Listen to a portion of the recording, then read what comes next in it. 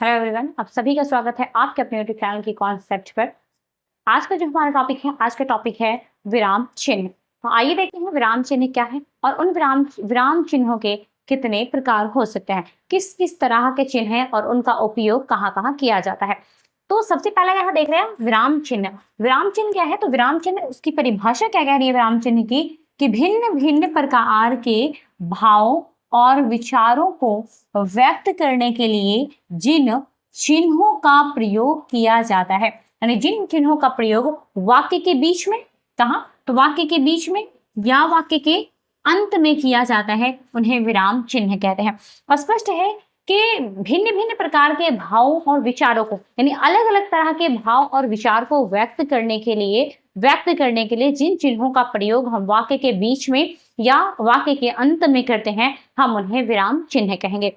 फिर से मैं रिपीट कर रही हूँ कि अलग अलग तरह के, यानी भिन्न भिन्न, यहाँ लिखा हुआ है कि भिन्न भिन्न प्रकार के भाव और विचार को व्यक्त करने के लिए, यानी अलग अलग तरह के भाव या अलग अलग तरह के विचार को व्यक्त करने के लिए जिन चिन्हों का प्रयोग किसी भी वाक्य के बीच में या किसी भी वाक्य के अंत में किया जाता है, उसी को हम क्या कहेंगे? तो उसी को हम विराम चिन्ह कहेंगे। आइए देखते हैं कि विराम चिन्ह के प्रकार क्या होते हैं। पहले कुछ उदाहरण देख लेते हैं। जैसे यहाँ दिया हुआ है कि रुको मत जाने दो, ये एक पूरा सेंटेंस है कि रुको मत जाने दो। इससे यह स्पष्ट हो रहा है कि रुको नहीं, जाने दो। लेकिन यहाँ कह रहा है रुको, यहाँ कह रहा है रुको, थमो, रह जाओ, मत जाने दो। यानी दोनों का भाव जो है, इन दोनों का क्या है? भाव अलग अलग है। और भाव अलग अलग कैसे है? तो यहाँ पर एक चिन्ह दे दिया गया है और इस चिन्ह के अनुसार क्या है? इसका भाव अलग बन गया। और यहाँ पर एक लास्ट अलग सा चिन्ह है, इसका जो है इस वजह से इसका भाव क्या है? बिल्कुल अलग है। अब ये दोनों चिन्ह कौन कौन से हैं, आइए हम आगे देखते हैं। यहाँ दिया हुआ कि विराम चिन्ह के प्रकार, विराम चिन्ह के कितने प्रकार होते हैं? तो मिनिमम विराम चिन्ह के कितने प्रकार है? तो 13 प्रकार है।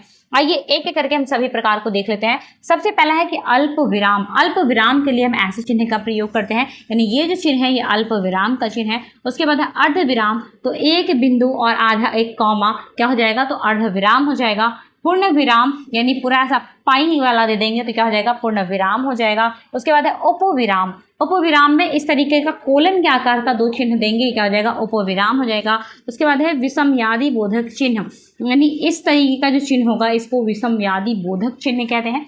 प्रश्नवाचक चिन्ह जो आप सभी जानते हैं, तो इस प्रकार का जो चिन्ह होगा वो क्या हो जाएगा? ये प्रश्नवाचक चिन्ह हो जाएगा। नंबर 7 में क्या है? कोष्टक, यानी ये कोष्टक आप सभी जानते हैं। ब्रैकेट जो भी है वो क्या हो जाएगा? कोष्टक हो जाएगा। उसके बाद है योजक चिन्ह, ये माइनस के साथ जो चिन्ह दिखाई दे रहा है उसको हम योजक चिन्ह कहेंगे। उसके बाद नंबर 9 में हो जाएगा आवर्तन चित्र चिन्ह या अर्ध रण चिन्ह, यानी आवर्तन चिन्ह या अधरण चिन्ह। अधरण चिन्ह कैसा है? तो ये जो कॉमा हम देते हैं, 2 इस प्रकार के कॉमे और बीच में जो कुछ लाइनें होती हैं, अलग दोनों कोई भी लाइन, मान लीजिए कि ये एक लाइन लिखी हुई है, उस लाइन का ऐसे तरीके से ऐसे ऐसे करके घेर दिया गया है, तो ये कौन सा चिन्ह कहलाएगा? तो ये जो चिन्ह है वो क्या कहलाएगा? तो अर्धरण चिन्ह कहलाता है। उसके बाद है लाघव चिन्ह। लाघव चिन्ह यानी एक 0 के प्रकार का जो चिन्ह होगा, जो हिंदी में दी जाती है, वो लाघव चिन्ह होगा। उसके बाद है आदेश चिन्ह। आदेश चिन्ह में कैसा है कि ये 2 बिंदु और इस तरीके का दे दी जाए, ये क्या होगा? आदेश चिन्ह कहलाएगा। उसके बाद है रेखांक चिन्ह। रेखांक चिन्ह एक माइनस है पूर्ण तरीके से, वो क्या कहलाएगा? रेखांक चिन्ह कहलाएगा। उसके बाद है लोप चिन्ह, यानी डॉट डॉट के जो चिन्ह होंगे, डॉट डॉट के जितने भी चिन्ह होंगे वो क्या कहलाएंगे? तो वो लोप चिन्ह कहलाएगा। कुल हमने अभी तक क्या देखा है? तो 13 चिन्ह देखे हैं और इन 13 चिन्हों का कहाँ कहाँ उपयोग किया जाता है, इसके बाद आगे हम वो देखने जा रहे हैं। हमने जो 13 प्रकार के विराम चिन्ह देखे हैं, उनमें से सबसे पहला प्रकार विराम चिन्ह का है अल्प विराम चिन्ह। आइए देखते हैं अल्प विराम चिन्ह क्या है। तो अल्प विराम चिन्ह आप देख सकते हैं, जैसे कॉमा का जो चिन्ह होगा वो अल्प विराम चिन्ह कहलाता है। अक्सर हम कॉमा का इस्तेमाल करते हैं जब 2 या 2 से ज्यादा चीजों को लगातार लिखनी होती है, तब जाकर के हम क्या करते हैं, या 2 नामों को या 3 नामों को जिसमें और का इस्तेमाल किया जाए, जैसे 3 नाम हो उसमें और का भी इस्तेमाल होता है, तब हम 2 नामों के बीच जो है वो कॉमा लगाते हैं और फिर तीसरे नाम के साथ क्या और लगाते हैं। तो ये जो कॉमा का चिन्ह होगा वो कॉमा का चिन्ह क्या कहेगा? तो अल्प विराम चिन्ह कहलाता है। आइए देखते हैं कि अल्प विराम चिन्ह क्या है।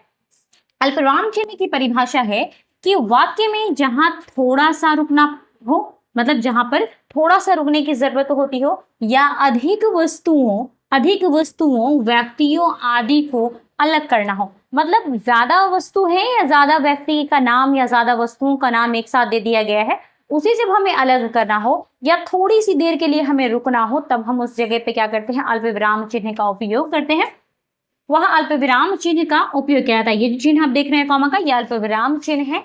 जैसे भारत में, अब कहा जा रहा है कि भारत में फसलें बहुत सारी भारत में होती है, तो डायरेक्ट हम नहीं लिख सकते हैं कि भारत में धान, गेहूं, मक्का इत्यादि होती है। इस बीच में, हर फसल के बीच में हमें एक कॉमा का चिन्ह देना होता है, और जिसे अल्प विराम चिन्ह कहा जाता है। वहां पे हमें थोड़ा सा के लिए, थोड़े से समय के लिए रुकना पड़ता है। जैसे यहाँ दिया हुआ है भारत में गेहूं, रुक जाते हैं, गेहूं, बाजरा, धान, मक्का आदि की फसलें उगाई जाती है। मतलब यहाँ से यहाँ तक जो हमारा वर्ड्स है, या ये जो वर्ड है हमारा, इसे हम लगातार नहीं पढ़ते, यहाँ पे थोड़ा सा हम स्टॉप लेते हैं, रुक जाते हैं। जैसे भारत में गेहूं, बाजरा, धान, मक्का आदि की फसलें उगाई जाती है। तो ये जो कॉमा का चिन्ह दिखाई दे रहा है, ये जो कॉमा का चिन्ह दिखाई दे रहा है, इसे हम क्या कहेंगे, इसे हम अल्प विराम चिन्ह कहते हैं। अल्प विराम चिन्ह के मुख्य नियम क्या है, तो अल्प विराम चिन्ह के कई सारे नियम है। आइए एक एक करके देख लें। सबसे पहले है कि वाक्य में जब दो या दो से अधिक समान पद और वाक्यों में संयोजक अव्यय, यानी और, ये और क्या है, तो और है संयोजक अव्यय, और क्या है, तो और जो है संयोजक अव्यय आए, वहां अल्प विराम चिन्ह का प्रयोग किया जाता है। ये जो और हम देख रहे हैं, ये और क्या है, तो ये और संयोजक अव्यय है, और ये संयोजक अव्यय जहां आता है वहां हम किसका प्रयोग करते हैं, तो अल्प विराम चिन्ह का प्रयोग करते हैं। अब हम अल्प विराम चिन्ह का प्रयोग कहाँ करेंगे, तो कहा जा रहा है कि वाक्य में जब दो या दो से अधिक समान पद, यानी एक जैसे पद और वाक्यों में संयोजक अव्यय, यानी और क्या है, संयोजक अव्यय और आए, वहां अल्प विराम चिन्ह का प्रयोग किया जाता है। जैसे हम यहाँ देख रहे हैं, राम अल्प विराम चिन्ह है, लक्ष्मण अल्प विराम चिन्ह है, भरत और शत्रुघ्न राजमहल में पधारे। यहाँ पर अल्प विराम चिन्ह लग रहा है, और अल्प विराम चिन्ह किसके साथ लग रहा है, तो ये लास्ट वाले व्यक्ति के साथ जो है अल्प विराम चिन्ह लग रहा है।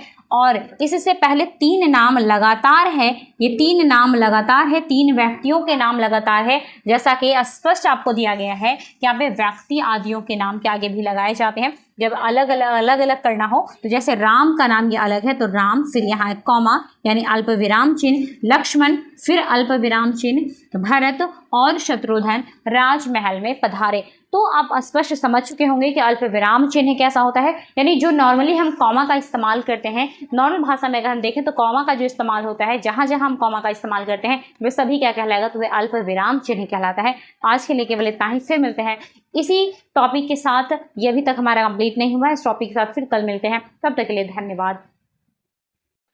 अगर ये वीडियोस अच्छी लगती है तो आप इसे लाइक करें, सब्सक्राइब करें और शेयर करें। अगर आप लोग लगातार बने रहेंगे तो ये क्लास जो है कंटिन्यू होगी, पूरा का पूरा हिंदी व्याकरण समाप्त किया जाएगा। शुक्रिया।